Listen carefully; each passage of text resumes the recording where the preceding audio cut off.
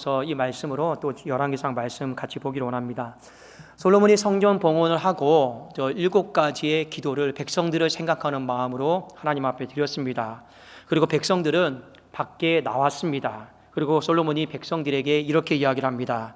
56절 57절에 보면 여호와를 찬송할지로다. 그가 말씀하신 대로 그의 모든 백성 이스라엘에게 태평을 주었으니 그종 모세를 통하여 무릇 말씀하신 그 모든 좋은 약속이 하나도 이루어지지 아니함이 없도다. 57절 우리 하나님 여호와께서 우리 조상들과 함께 계시던 것 같이 우리와 함께 계시옵고 우리를 떠나지 마시오며 버리지 마시옵고. 지난 모든 시간들을 돌아보니까 하나님이 모세에게 말씀하신 대로 하나님이 다 이루어 주셨다라는 거예요. 여러분, 우리의 삶이 또한 그러하기를 원합니다. 지금은 불만족스럽고 지금은 좀 부족하고 결핍이 있다 할지라도 나중에 우리가 조금 더 나아갔을 때, 우리의 삶을 뒤돌아보았을 때 하나님이 모든 좋은 약속들은 다 하나하나씩 잊지 않고 주셨더라.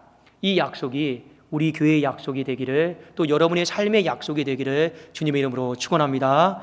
그리고 이후의 삶을 놓고도 솔로몬은 기대했어요. 하나님, 이 놀라운 하나님의 축복이 오늘뿐만 아니라 앞으로 살아가는 인생들을 향해서도 끊어지지 않았으면 좋겠습니다.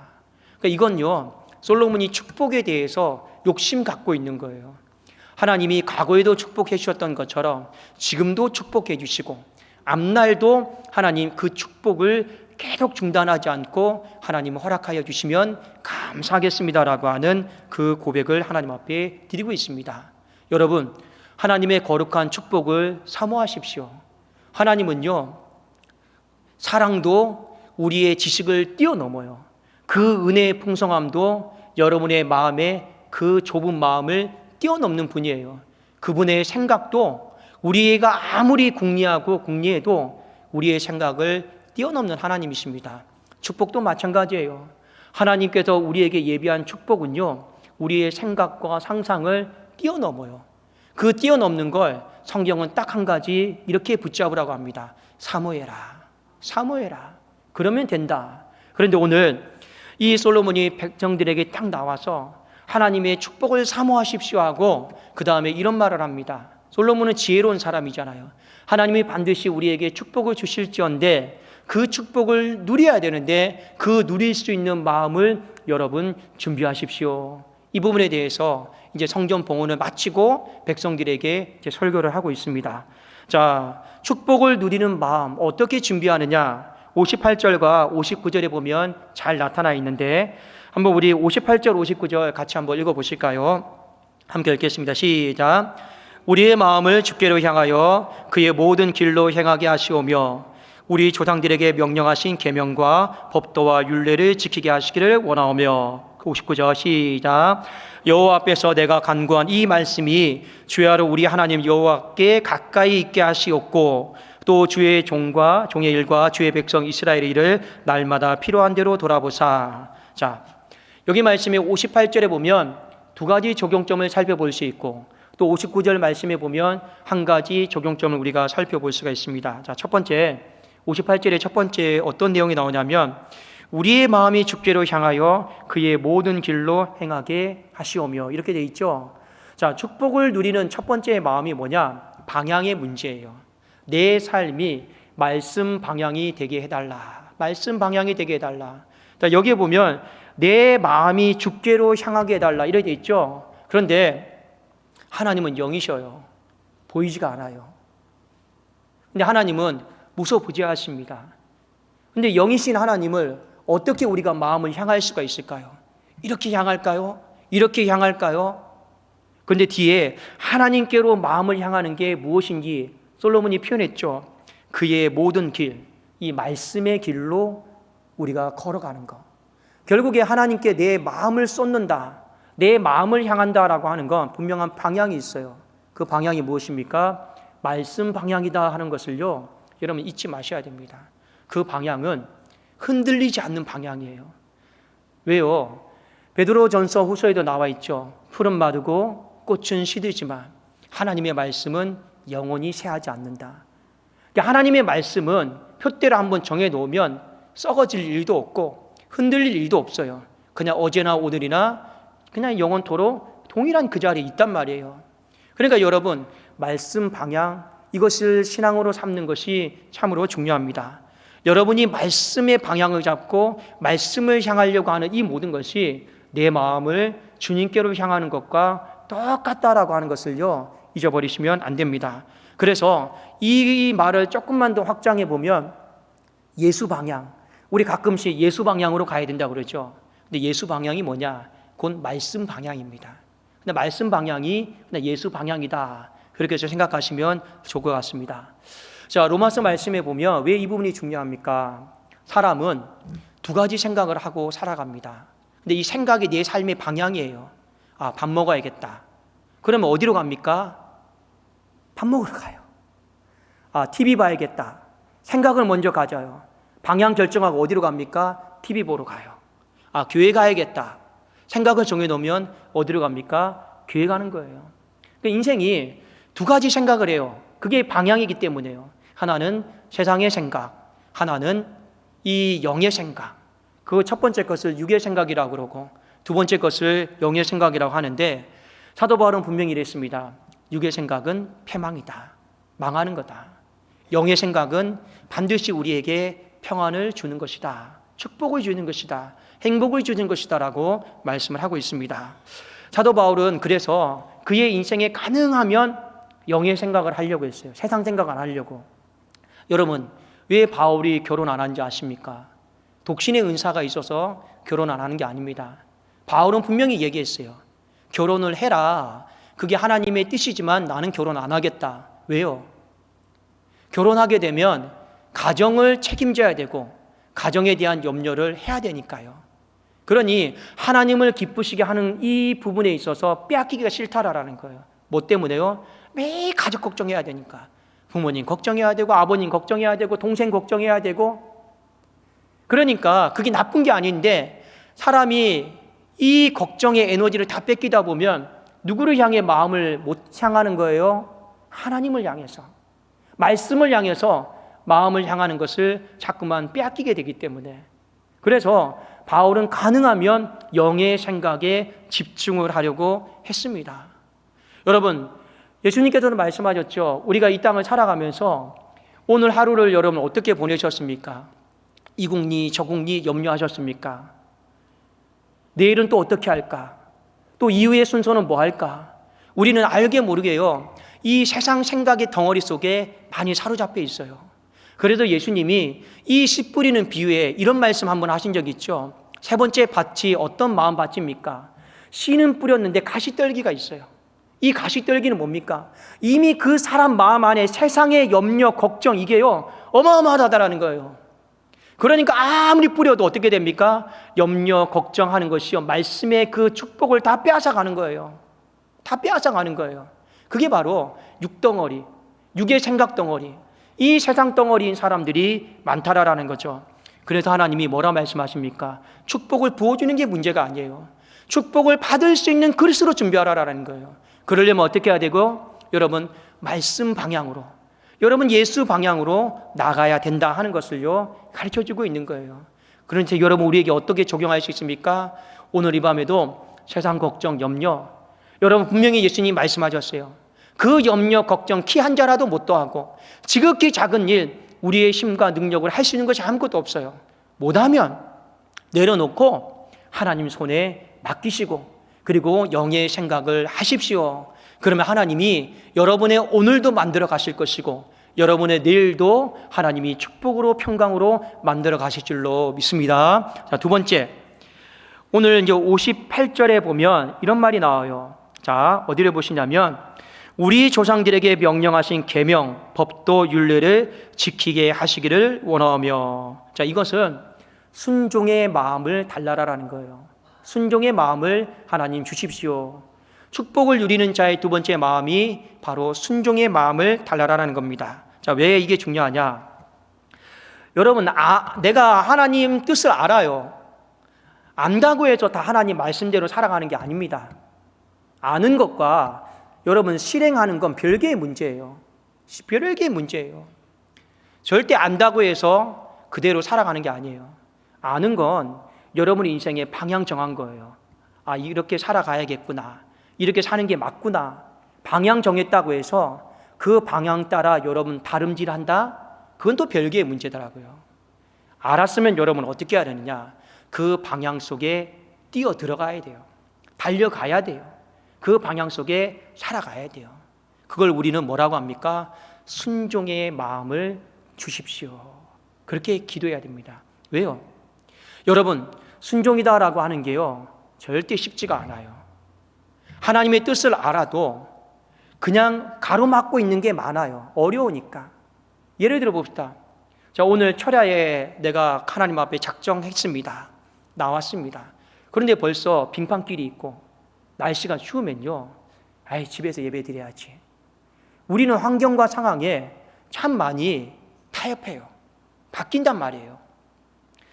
물질의 문제에 있어서는 더 심해요. 물질이 하나님이 주셨다라는 거 모르는 사람 누가 있습니까? 모든 것이 주께로 말미암다 모르는 사람 누가 있습니까? 근데 막상 하나님 앞에 드린다? 이건 또 별개의 문제예요. 그러면 드릴 수 있는 사람은 누구냐? 결국에 하나님 앞에 온전히 순종할 수 있는 사람은 드릴 수 있어요. 결국에 순종이다라고 하는 건 뭐냐? 순종의 마음으로 가득 찬 사람은 이 방향에 속도를 내더라고요. 근데 순종의 마음이 가득하지 못하면 방향은 알지만 맨날 그 자리예요. 속도를 못 내요. 근데 여러분 보십시오. 표대는 정해놨는데 그 표대를 향해서 날마다 다름질해야 되는데 내 신앙은 맨날 그 자리예요. 방향은 잘 잡았는데 신앙은 그 자리인 사람이 있단 말이에요. 어제나 오늘이나 영원토록 나는 늘 그 자리인 사람이 있어요. 왜요? 순종의 마음이 없어요. 순종의 마음이 가득하면 반드시 그 사람 그 방향 따라 속도 내게 되어 있습니다. 오늘 솔로몬이 방향을 잡았으면 두 번째, 이 순종의 마음을 달라, 이거 놓고 기도하는데, 여러분이 특별히 보셔야 될 게 뭐냐면 하나님의 말씀을 오늘 솔로몬이 세 가지로 표현을 했습니다. 그 세 가지가 뭐로 되어 있습니까? 계명, 법도, 율례예요. 어떻게 보면 다 똑같은 말입니다. 다 똑같은 말인데 왜 계명이다 했고 법도다라고 했고 율례라고 했냐? 여기에는 그냥 뜻이 있어요. 하나님의 말씀이 우리의 인생에 그냥 총체적으로 다 퍼져 있다라는 거예요. 하나님의 말씀이 하나가 아니라 어디 한 구석에 여러 등잔 아래 숨어 있는 게 아니라 하나님의 말씀이라고 하는 자체가 계명으로 법도로 율례로 우리의 삶의 모든 전방의 이 영역 가운데 다 있다라는 거예요. 결국에 뭡니까? 하나님이 우리에게 요구하시는 순종은 총체적인 순종이요 전인격적인 순종이다라는 거예요. 이게 무슨 말이냐? 우리가 동서남북을 뭐라고 합니까? 사방이라고 하죠. 사방이라고 합니다. 그런데 많은 사람들이 이 순종에 있어서 이 순종이 사방으로 잘 안 돼요. 어떤 사람은 동쪽에 이 순종만 특화되어 있는 사람이 있어요. 어떤 사람은 서쪽에 있는 이 방향만 이 순종이 특화되어 있는 사람이 있어요. 하나님이 그 사람에게 북쪽을 요구하고 남쪽을 요구하면 그건 죽어도 못한다고 그래요. 우리의 순종이 전인격적이지가 않아요. 총체적이지가 않아요. 굉장히 우리는 순종을 해요. 근데 우리의 순종이 어떻게 됩니까? 다른 쪽은 굳어져 있어요. 굳어져 있어요. 그리고 어떤 부분은 굉장히 특화되어서 잘한단 말이에요. 근데 여러분, 한번 여러분의 그 집에 그 가스레인지에 보면, 아니 보일러에 보면 밸브 있죠. 배관 있죠. 분배기 여러분 잘 점검을 하십시오. 보면 다 열어놔야 돼요. 다 열어놔야 돼요. 어떤 거 안 열어놓고요 오랫동안 놔두면 어떻게 되는지 아십니까? 굳어버려요. 그 굳은 걸 나중에 억지로 열면 어떻게 되는지 아십니까? 터져가지고 아랫집에 누수되는 거예요. 다 열어놔야 돼. 그래서 하나님의 축복이 원활하게 여러분의 모든 지성과 감성의 의지에 다 흘러가도록 하셔야 돼요. 동서남북으로 다 열어놔야 돼.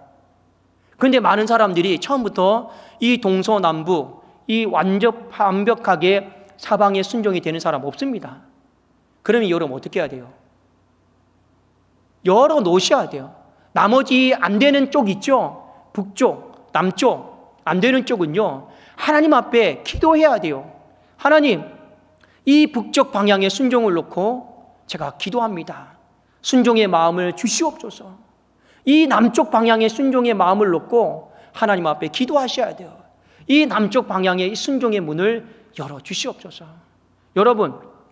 여러분이 잘할 수 있는 것도 하나님 앞에 잘 드리는 것도 중요하지만 항상 하나님 앞에 내가 못하는 거 있죠? 못하는 거, 못하는 것도 잘 할 수 있게 해달라고, 잘 순종할 수 있게 해달라고 하나님 앞에 기도하셔야 돼요. 제가 강결상인데 웬만하면 사람 칭찬은 안 하지만 그래도 우리 김준영 목사님 한 가지 장점이 있어요. 찬양인들 참 못하거든요. 죄송합니다. 그런데 이렇게 저렇게 시도해 보려고 그래요. 노력해 보려고 그래요. 아, 나는 목사님 못하니까 맨날 찬송가만 4분의 4박자만 저는 부르렵니다. 콩나물 없는 것만 저는 늘 부르렵니다. 제가 옛날에 전도사 때 그랬어요. 이 앞에 찬양 인도의 자리에 서면요, 그냥 워낙 제가 노래를 못하니까 제가 앞에만 서면요, 성도들이 웃었어요. 키키키 하고 웃어요. 아이고, 또 못 부르는 전도사님 나왔다, 못 부르는 전도사님 나왔다. 그러니까 이미 부를 때부터 주눅 들어가지고요, 박자 놓치죠. 그랬어요. 그래도 나도 한번 잘 해봐야겠다. 나도 한번 콩나물 머리 있는 거 한번 해봐야겠다. 나도 한번 8분의 6박자 한번 해봐야겠다.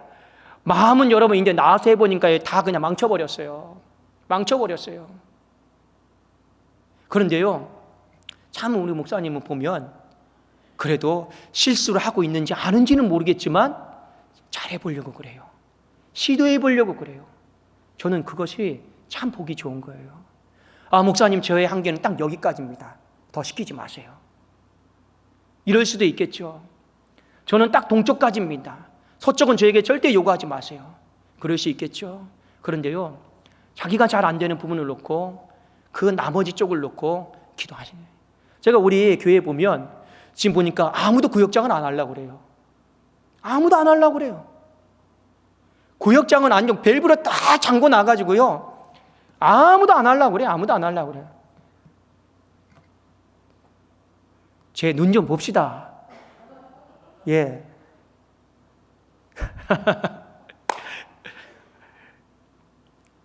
언젠간 하실 줄로 믿습니다. 네. 저랑 눈 마주친 분,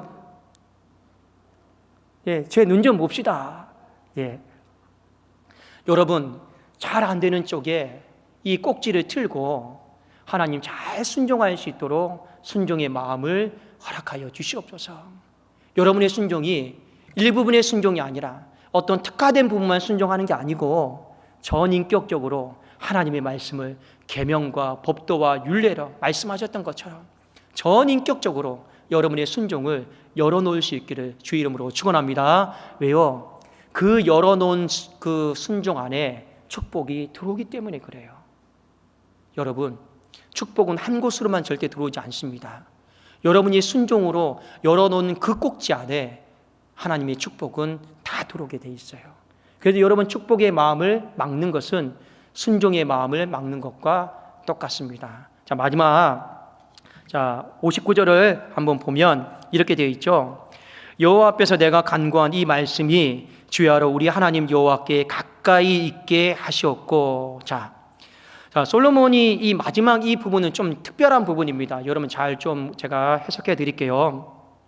먼저 이 가까이다라고 하는 것은 이 히브리 단어 카라브예요. 친밀함을 뜻합니다. 이게 어떤 친밀함이냐면 그 엄마 품에 있는 아기, 그리고 그 엄마가 아기를 참 가까이서 내려다보고 관심 기울이고 있는 그 상태, 그 극도의 친밀함을 이야기하고 있어요. 자, 그런데 솔로몬이 지금 어떻게 기도하고 있습니까? 내가 지금 하나님 앞에 드리는 이 기도, 축복을 간구하는 이 기도를 하나님 카라버 하게 해달라고, 가까이 하게 해달라고, 하나님 친밀하게 해달라고 이런 기도를 하고 있습니다. 자, 여러분 이게 무슨 말이냐면 쉽게 말하면 이런 겁니다. 하나님, 여기 1분단에서도 하나님 앞에 기도드리고 2분단에 기도드리고 3분단도 기도드리고 4분단도 기도드리는데 어떤 마음이냐면 하나님, 2분단에 제가 속해 있으니 2분단의 기도만 한 번 더 하나님 관심 가져달라고, 한 번 더 하나님 친밀하게 하나님 여겨달라고, 이제 그 기도예요. 수많은 사람들이 하나님 앞에 기도드리는데 특별히 내 기도 하나님 카라브에게 해달라고, 친밀하게 여겨달라고, 한 번 더 눈여겨봐달라고 지금 그 얘기하고 있는 거예요.